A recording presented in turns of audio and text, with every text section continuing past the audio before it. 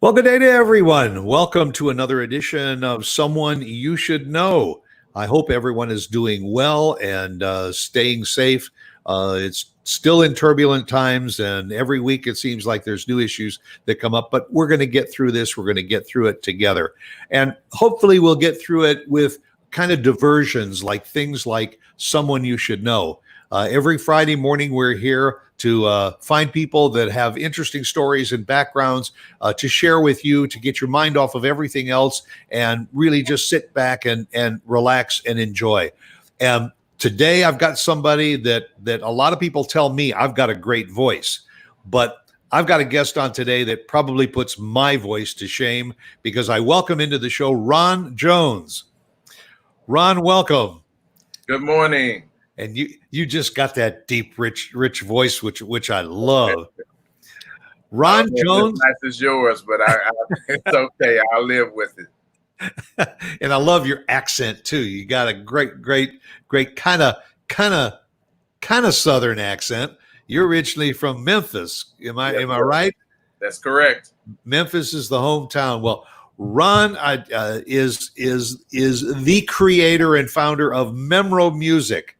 And you can see right from the speakers right behind Ron over his shoulder, he is sitting in a studio, a music studio.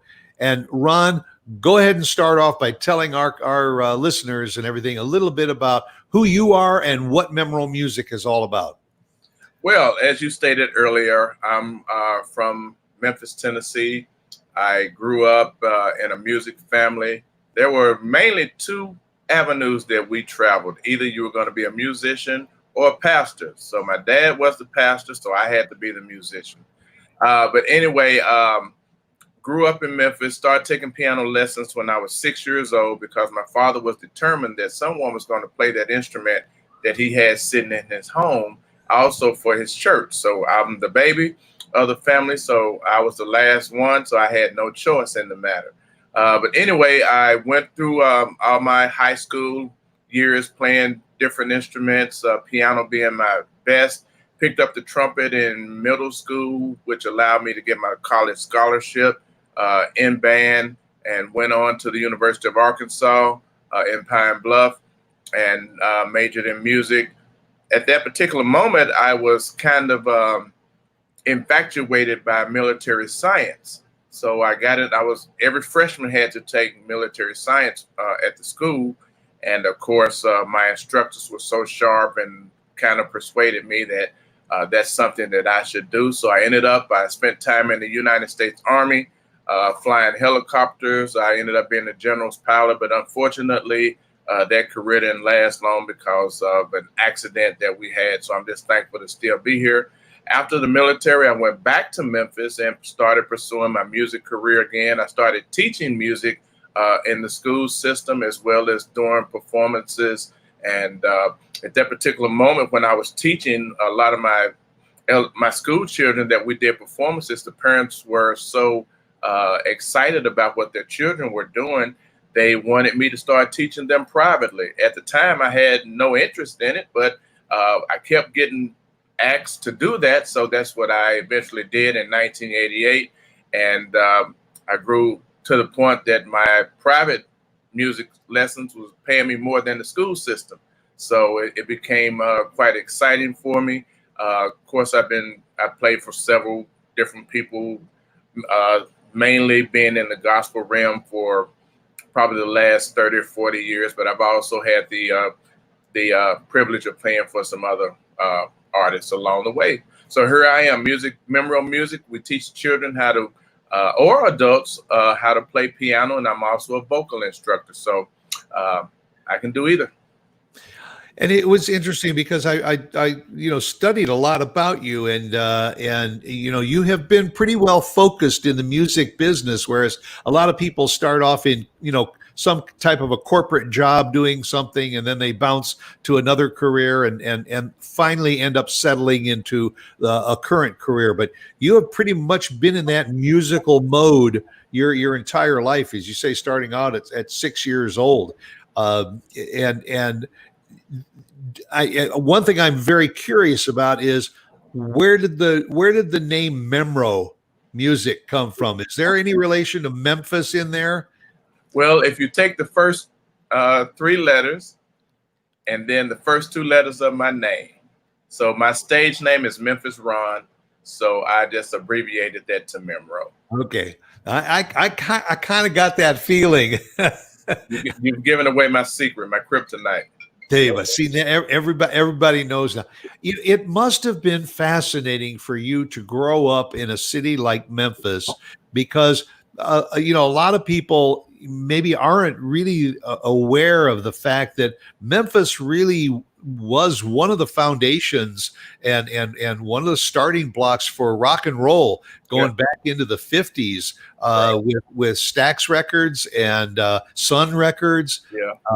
I think you tell me, but I know that two people that have a claim to fame with Memphis as their background is King of Rock and Roll, Elvis Presley, and B.B. King.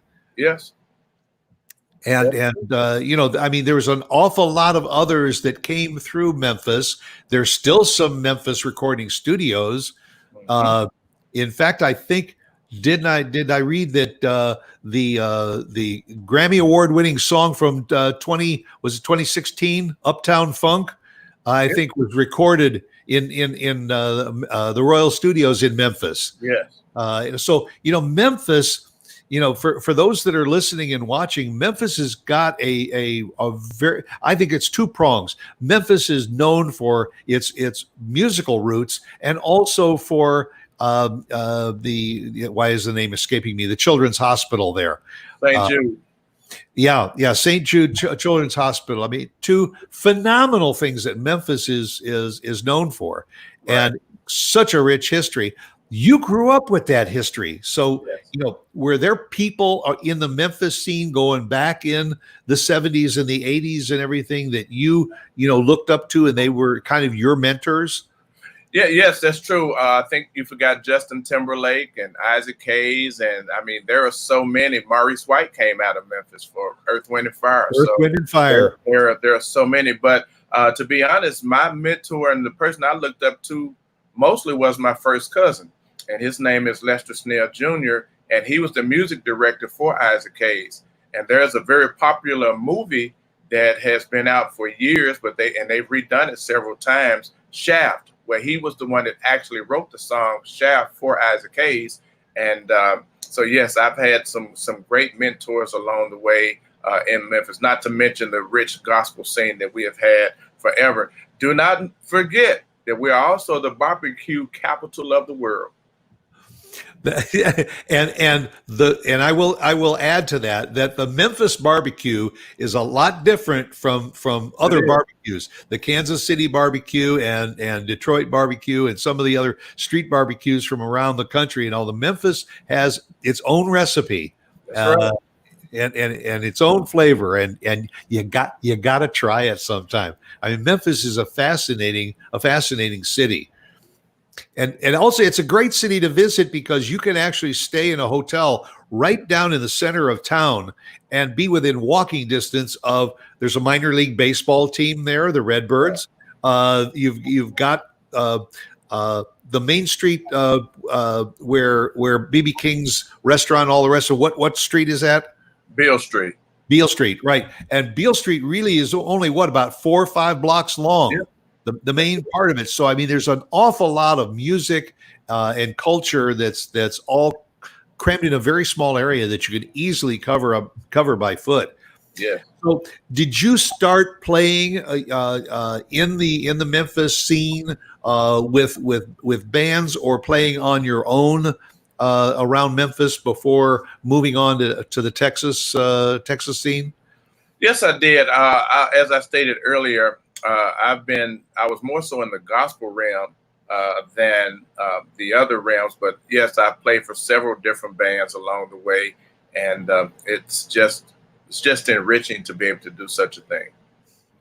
And then did you play on your own, or were you like sideman in with other groups? And when bands came into town, sometimes they need extra musicians to back up. Correct. I did a lot of both. And you do you write music also and lyrics Yes, I do. Hmm. and all? And I know that you have said, because we've actually met through the Alan McKinney NetWeavers group, and we meet every week, and we all talk a little bit about what our businesses are. And you have just talked so much about how much you love to teach music, especially piano, to other pieces. You have even in your biography that I found online, you talk about how important it is for children to take up piano at an early age. That it's not just learning music, but that learning the discipline of the piano will help in their schoolwork, in their attitude, in their relation with other people. And you're a professor of that. Absolutely. Yes, sir. That's correct. And if most people can remember, if they went to a high school that had a good music program, excuse me, normally that valedictorian came out of the music program because of the disciplines that you learn. I mean, as far as self-esteem, concentration, music is more right brain than left brain, which is the mechanical side. So it helps with memory and just a whole host of things. I have a lot of students that I work with that were just tremendously shy until they went through my music program, and then it just does something to them internally. Even people with medical issues, it helps a lot because of the disciplines that music provides. Yeah, in fact, I think there was an incident where you had I guess it must have been the parent that came to you, and they said that their child was very introverted and very shy, and they felt that, could you help? And maybe relate a little bit of that story when you get kids that are a little bit antisocial or too introverted, what music can do to help get them out of their shells. Well, it's very interesting in that the student that you're speaking of, very beautiful young lady, and she very talented, very smart, but very soft spoken, and the being able to, she was a vocal and a piano student of mine, but we started with vocal just so that she could project her voice more, and she got more comfortable. The first thing that I have to do is make them comfortable with me.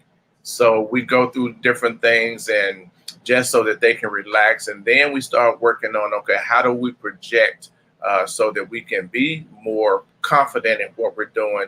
And then from that point on, as we build through that, those things she began to break those barriers that she had, and those chains just started to fall off. And now she's a totally different young lady. I'm reminded sometimes, every once in a while, if you follow any of the talent shows, America's Got Talent is the one that comes to mind. Sometimes you'll see this person come out and they're very soft spoken when they come out on the stage, and then all of a sudden the music starts to play, and this voice and this personality just erupts from this timid little body. And I think that basically that's what people like you are doing, is to let people understand that probably within all of us there is some kind of artistic talent, be it music, be it painting, be it performing arts. There is something in it. You just have to dig down and find it and develop it. And as you say, it makes you into better people. I started taking piano lessons when I was 4 years old, and didn't really think it was going to amount to anything. But then by the time I got to middle school and high school, I was taking jazz piano, and it was a different form than classical, and I loved it. Right. Then went on, and in high school got into a rock and roll band, and even joined another band in the late 80s when I was well into my 50s, and just playing good old 50s and 60s rock and roll. Wow. And I think you'll agree that once you develop that love for music in a person, it never goes away. That's correct. It might get sidetracked as to the type of music they like, be it jazz or pop or hip hop or what, but it's that fundamental form of music which most of the time, am I correct, starts with the piano? Yes. Piano is the base instrument for all instruments. So if you start with piano, of course, you're reading both clefs. I may be going into some technical terms, but when you pick up another instrument, basically, you can already read both clefs. So that part of it makes it so much simpler, and then you just add from that perspective. And I remember I asked you earlier, do you play other instruments? You mentioned that you played trumpet at one time too, but today's technology will allow you on a keyboard to play multiple instruments. Right. And also then you can create that. What is the process if somebody is watching Ron Jones right now from Memro Music? And by the way, they can reach you at memromusic@gmail.com if they've got some questions, and also your website is memromusic.com. Yes. Go online, see some of the things that Ron offers. And especially if you are in the DFW area and all. But if you are watching and listening to this show outside of the DFW area, still go on to Ron's website and get some ideas, because it's the philosophy that he has that may help you want to help your children or grandchildren develop this love for music by maybe starting with the piano. But what is the process? Some parent calls up and says, I think my child wants to take piano lessons, or I want my child to take piano lessons. What's the process that they go through in order to allow you to see if they have the talent to develop? Well, we do an orientation session where they'll come to my studio and we'll go through a series, a series of questions, and I talk to the parent as well as the child to see exactly what their interest level is. To start the actual lesson is actually very simple, but we go through. We decide if they want to learn to play by reading the music, if they want to learn to play by ear, or if there's a combination of both. We can do that. The key to piano now is finding what the child really likes and what they really want to do.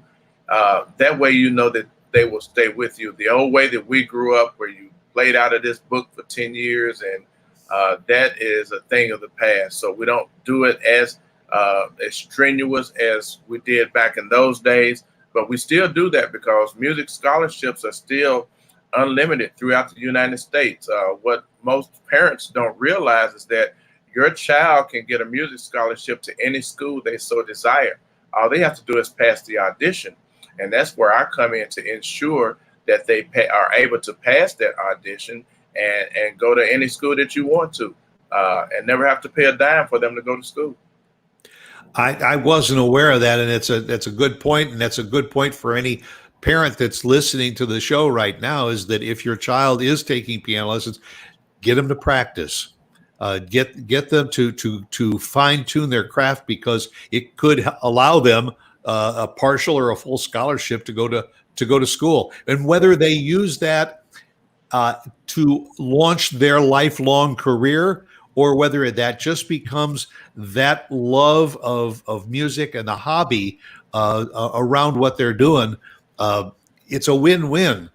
The students. I can understand that you say you start with an assessment, because one of the first things a student wants to do is to feel comfortable with the teacher. And right. For you to be able to know just what avenue and what things you have to do to develop the student, and for the student to want to go. I remember going to my teacher, and I really enjoyed working with my teacher. Then I would go home, and for the next 6 days, it was my mother or father saying, "Did you practice your piano today? Go in the living room and sit down at the piano and practice your piano." And they attacked me from a different viewpoint. Whereas the teacher just wanted to say, "Please practice, because if you practice this week, it will allow us to move to this next level next week. And I think you have to develop the want in the student to want to go and practice. I happen to have a 10-year-old grandson that kind of his, because he's learning virtually right now, his escape is his piano. He Wow. like when he takes a break, he likes to go sit down at the piano and play. It's his mantra. It's his relaxation. And that's something that people like you can develop in young people that always wanted to do something in music. Yes, sir. And pianos, when I was growing up and when you were growing up, it was a monetary investment to have even an upright piano in your home. Mhm. Was literally $1,000 or more to have even a decent piano. Even to find a used piano was several $100s. Yeah. But now the electronic pianos are so affordable and they take up so little space in the home and have as rich a sound as some of the regular pianos, that it's a much more affordable thing to get involved in. That's correct.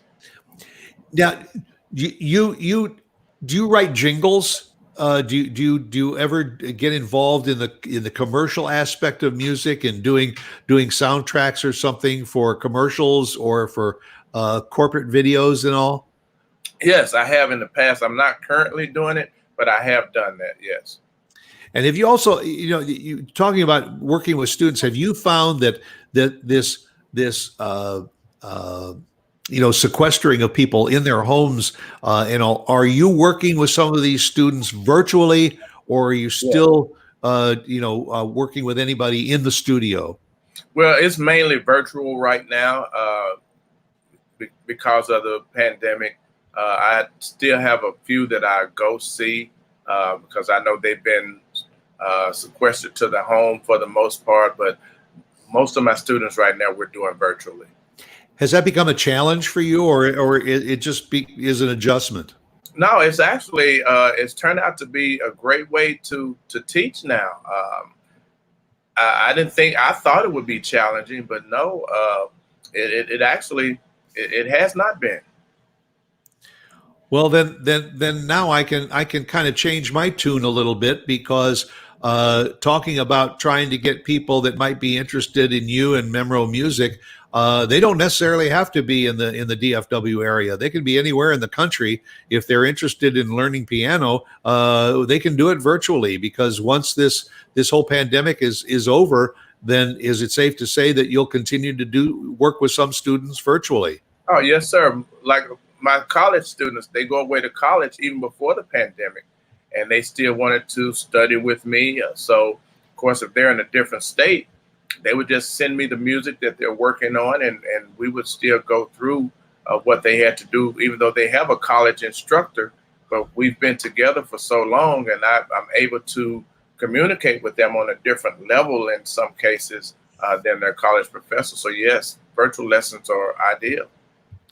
Well, then I want to tell everyone who is watching and listening to the show that if you think that this is something that you, as an adult even, or your children or grandchildren, you think that Ron might be the right fit for your child or yourself, and I'll get in touch with him and see if it's feasible. They can reach you. I mentioned, and Mark will put on the screen again the website and all, and the phone number is 972-896-9478. So if anybody coast to coast, you're interested and say, hey, you know what, I think I'd like to take some lessons from this man, get in touch with him. I mean, what it's going to cost you? A free phone call. And you can find out, because you may be able to learn how to play piano virtually. And I highly support it, because I think it's important. So you spent your early years growing up in Memphis and going away to college in Arkansas and all. When was the shift to the Texas scene? Well, as I stated earlier, I spent time in the military. and my last duty station was Fort Hood, Texas. Okay. And I had a lot of college mates that lived in Dallas. Of course, they were Arkansas is right next door. But my real reason I had gone back to Memphis and I had gotten into private business along with my music business. And there was a position that was offered to me to move to Dallas. So me being at that time the biggest Dallas Cowboy fan in Memphis, I just jumped all over that opportunity to, instead of having to travel to games, I could drive down the street. So it was just an ideal situation. So that's what brought me to Texas, and I've been here over 20 years now. It's 20 years already. Huh? Yeah. And you have still kept up with music education. I guess we should make mention of the fact that what your degree in is not just music, learning instruments and playing instruments, but it's in music education. So Yeah.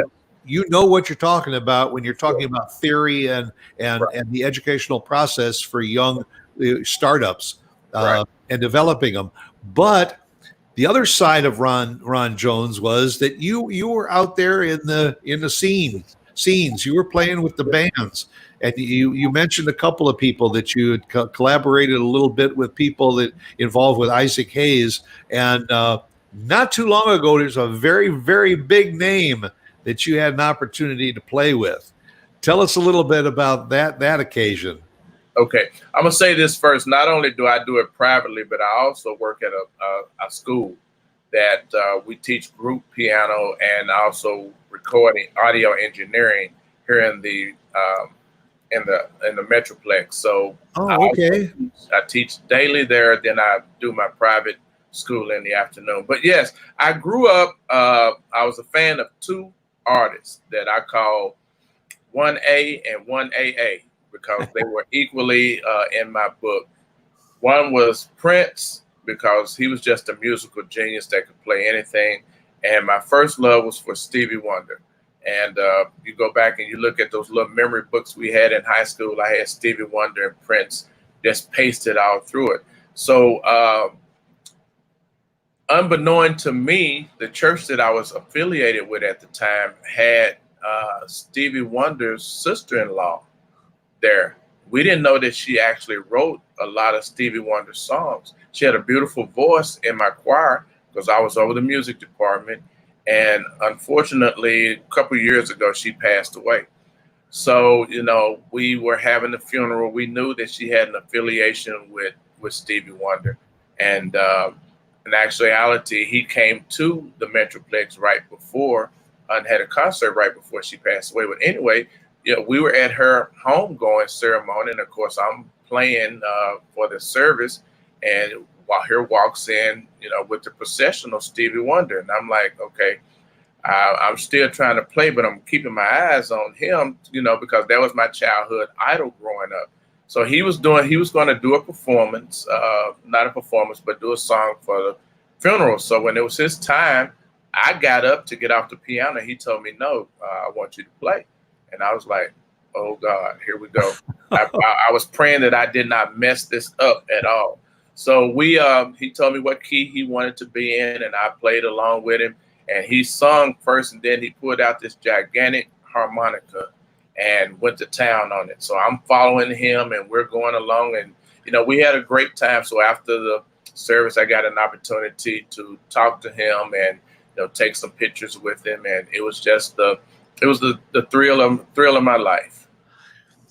And you talk about Stevie Wonder. In fact, I think he has a custom harmonica that's like 2 octaves. It's huge. Or so. And I mean, he started off as little Stevie Wonder with Fingertips Part 1 and 2, which was all about the harmonica. Right. In fact, am I not? He also is very, very talented on a lot of different instruments. Yes. And one of his albums. He played every instrument on the album. Was that Music in the Key of Life? I'm not sure of that one. I know Prince does. Prince has, but I'm not sure if Stevie Wonder did that or not. I'd have to do some research to be sure, but I'm not sure about that one. But I do know he plays all instruments. Did you ever cross paths with Prince? Not directly. That first cousin that I told you about earlier also wrote songs for Prince. So I did get to go backstage once with him, but I never got to do any music with him. But I mean, just the thrill of being. I mean, I get goosebumps just thinking about your childhood hero is Stevie Wonder, and all to be sitting at the same piano with your idol. Not many people get that opportunity to do, and that wasn't that many years ago, was it? No, it's about 4 years ago. Yeah. So it's fairly recently. So tell me and tell the audience a little bit about the equipment that you have behind you. Is that your studio? That's where you have your students that come in Yeah, to take lessons? right. I have in this studio 5 different keyboards that we practice from, and also the recording equipment is in front of me, so you can't see that. But they take piano lessons here, they take voice lessons here, they learn how to record, do audio engineering here. So anything that you can do musically, we do from right here. So, in other words, if a student comes in and wants to play piano and voice too, you can actually do demo tapes that they can then turn around and submit to some of these programs that we all watch on TV when they're looking for the next big voice in music. That's correct. Fascinating, fascinating. And you've been doing this for what, 30, 40 years now? Yeah, I've been teaching a long time. I've been playing a lot longer than that, but yeah, I've been teaching since 1988. And you still love it. Love it to death. So give me an assessment of today's music compared to the music that you grew up with. Are we heading in new directions that are advisable, enjoyable, and everything, or have we kind of gone on a side rail? Well, each music has its own, each style has its own different little nuances to it. With the younger generation, of course, with the rap stuff, I really don't do a lot of that because it's a lot of repetition. You can come up with a drum beat and some little spaced out, or I call funky little rhythm to it, and you're done. Basically, you add all the things to it. R&B is more, your basic chord structures. Jazz is going to always be jazz. I don't care what you do with that. Gospel and jazz kind of follow the same flavor. A lot of bigger chord structures, but music, country basically follows, the basic chord structures as well. So it has changed in the style, but a lot of the things you do are still the same. So that's why I can take a young 8-year-old and teach them how to play a song that they hear on the radio. And as they progress, we add to those type of chords now to make those chords what we call bigger or have more substance to it. But yeah, there have been subtle changes, but if you know the changes, it's pretty simple to change to them. Yeah, I mean, I'm an old guy too, and I go back to the time of early blues and folk music, unplugged, acoustic, where you could actually understand and hear the words that people were singing. Today, probably my biggest problem is I think that a lot of music today has become too visual. It's all about the pyrotechnics, and it's all about the dancers and everything that's going around the music and around the sound. It's become more of a show rather than it is that music. So, do you enjoy going to those large concerts, or are you pretty much that trio type stage person? Well, I enjoy it because that's what I do, but I tease my children all the time when I say, you guys do not have anyone. I mean, the vocal talents of today are nowhere near what I grew up on. And we'll start naming names. And of course, my list becomes a lot larger than theirs, because when it comes to just pure vocalists, there are not a whole lot of what I call a person that can just stand up and sing, because again, the younger generation is pushed more toward the rap. And I said, and I teased him. I said, what did he just say? I don't know what he said, because they put a bunch of words together and they put this music behind it. But as far as the pure vocalists that we grew up on, it's not a whole lot of those people around. There are some very talented people. Don't get me wrong when I say that. But for my children's generation and mine, it's a lot different. Yeah, and to try and tell those young people that want to be Katy Perry and the next big huge stars, a lot of those people started out on the piano. That's right. They just sat down. They started learning chord progressions, learning movements, and all, and putting lyrics to music. There's a fundamental, and you have to learn that first. Some of the people that have made it big that said, no, I never took any lessons and I play by ear, that's a fluke. Most of the people that have garnered success, they started with people like Ron Jones. They started sitting down at the keyboard with a teacher that helped them develop their talent. I don't know if you caught whether it was on Netflix or one of the shows. They did a special with David Foster. It talked about his career, starting off just playing piano and then helping to develop singers, songwriters, writing and producing and all. And he just kept talking about the fact that it started with the basics, and that anybody that wants to get into this business, start with the basics. And as I said earlier, you can get an electronic keyboard for $100 and a decent one too, and learn how to play it. And add voices on that electronic keyboard so that you can get a fuller, richer sound, and then sing along with it. But don't try to do it on your own. I think I'm speaking Ron's language by saying, get a mentor. Get someone that can help teach you and guide you and give you that foundation that you need to develop whatever talent you want to take it to. I agree. Is that a pretty fair assessment? And considering you're still doing 40 some years later what you were doing 40 years ago. Yes, sir. That is correct. It still works. When do you do your teaching? Is it 7 days a week or 5 days a week? Actually, it's 5 days a week. Okay.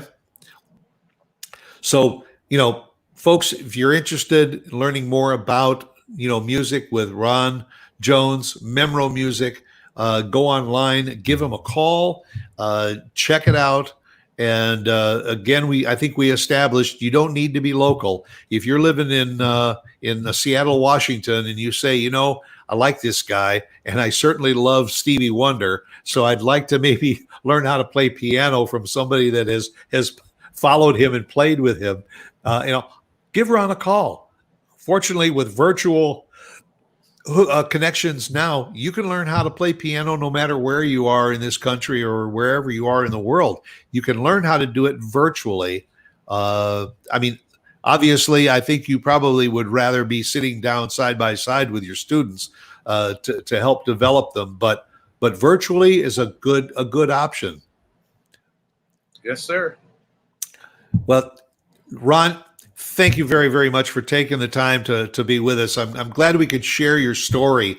And again, folks, you got the information right on the screen there. If you want to get in touch with Ron Jones at Memro Music and also learn more about what he does and maybe get involved with him, and I'll give him a call.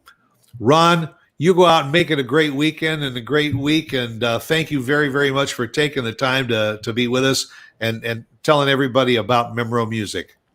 Thank you so much for having me today. It's been a plum pleasing pleasure. All right. You take care, my friend. All right. See you soon. Okay. Folks, that'll do it for another edition of Someone You Should Know. Thank you for being with us. Thank you for sitting and listening to Ron Jones's story. And I look forward to seeing you right here again next week for another edition of Someone You Should Know. And remember, go out and be yourself because everyone else is taken.